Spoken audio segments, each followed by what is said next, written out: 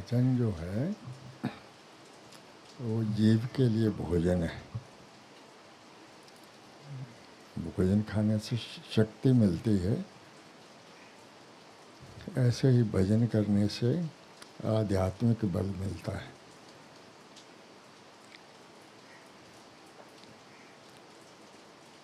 उस बल के कारण व्यक्ति जो सामाजिक समस्याएं हैं या पारिवारिक समस्याएं हैं उनसे निपट सकता है। ऐसा देखा गया है कि कई बहुत बड़े बड़े संतों को भी शारीरिक रोग होते हैं। जैसे परमहंस रामकृष्ण को गले का कैंसर था, रमन महर्षि को यहाँ बाजू में कैंसर था।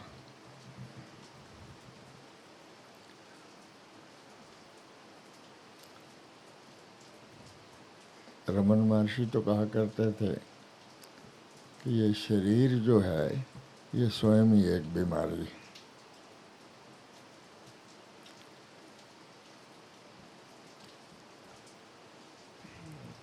इस शरीर से मुक्त होना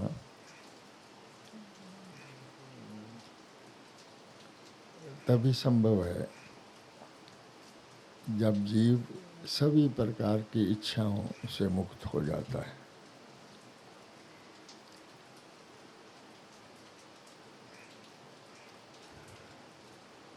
और जब तक जीव में कर्ता भाव रहता है उसे बार बार जन्म लेना पड़ता है। जब लग जाने मैं कुछ करता तब लग गर्भ योनि में फिरता, तब तक उसको बार बार जन्म लेना पड़ता है उसका फल भोगने के लिए। तो कर्ता भाव को छोड़ना बड़ा ही अनिवार्य है।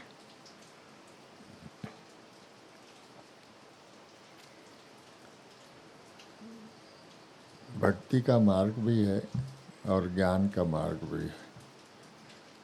भक्ति के मार्ग में माना जाता है कि भगवान ही परम करता है,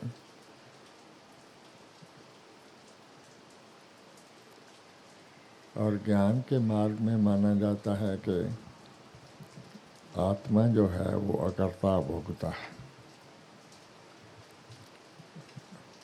करने वाला जीव है, आत्मा नहीं है।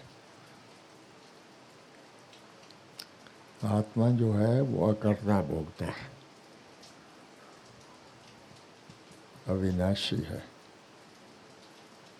अजर है, अमर है। शरीर जो है ये नाशवान है, मन भी नाशवान है, लेकिन मन का नाश होने में कई जन्म लग सकते हैं।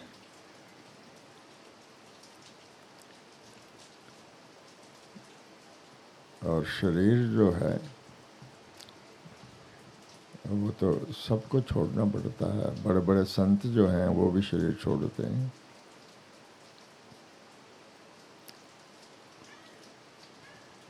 शरीर स्वयं ही अपने आप में रोग है।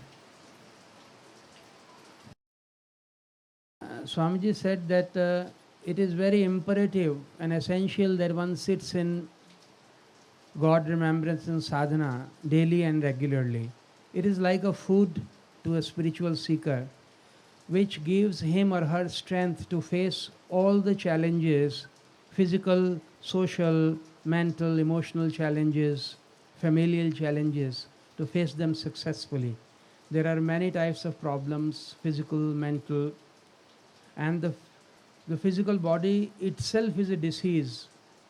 Ramana Maharishi used to say, who had cancer, and another great sage, Paramhans Ramakrishna, also had a throat cancer. So he said that the physical body itself is an ailment, and it eventually perishes, dies, even if someone is a great saint. He says the mind is also perishable, but it might take many, many lives to die, unlike the physical body which dies after this life. माया मरे न मन मरा, मर मर गए शरीर, आशा तृष्णा ना मरी, कह गए भगत कबीर। ये कबीर जी का दोहा है। मन जो है ये जल्दी से नहीं मरता।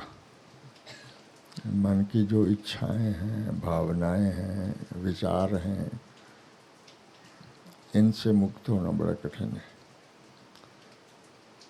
चाहे वो सात्विक हो, चाहे वो राजसिक हो। सात्विक जो विचार हैं वो राजसिक विचारों पर विजय करने के लिए साधन है, परंतु अंत में सात्विक विचारों को भी छोड़ना पड़ता है। सतगुण से जीव जो है वो ऊंचे लोकों में जा सकता है, लेकिन मुक्त नहीं हो सकता। मुक्त होने के लिए इन तीन गुण जो हैं, रजोगुण, सतगुण और तमोगुण, इनसे पूरी तरह मुक्त होना पड़ता है। ये प्रकृति के तीन गुण माने, रजोगुण, सतगुण और तमोगुण। सांख्य दर्शन में दो मूल तत्व माने, प्रकृति और पुरुष, लेकिन वेदांत में मूल तत्व जो है एक ही माना है। उसमें प्रकृति जो है वो एक एस्पेक्ट है,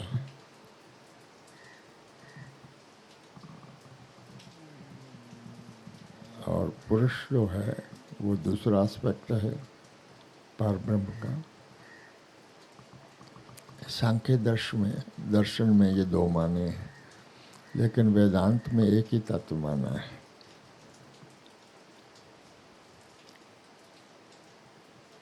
मूल तत्व जो है वेदांत की दृष्टि से एक है, और उसका वास्तविक स्वरूप जो है वो सच्चिदानंद है।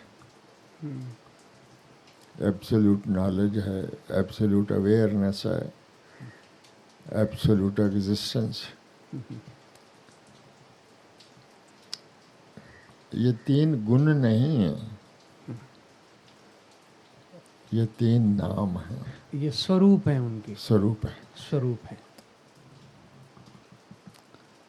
भगवत अनुभूति के लिए जीव को डू और डाई की स्पिरिट से साधना करनी पड़ती है।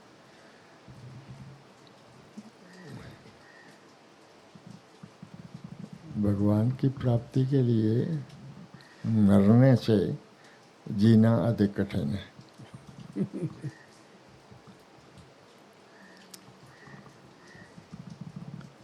जीने में तो बहुत समय लगता है, और मरने में कुछ क्षण में ही व्यक्ति मर जाता है। जीने में प्रतिक्षण मरना पड़ता है। मरने में तो 1 सेकंड लगता है।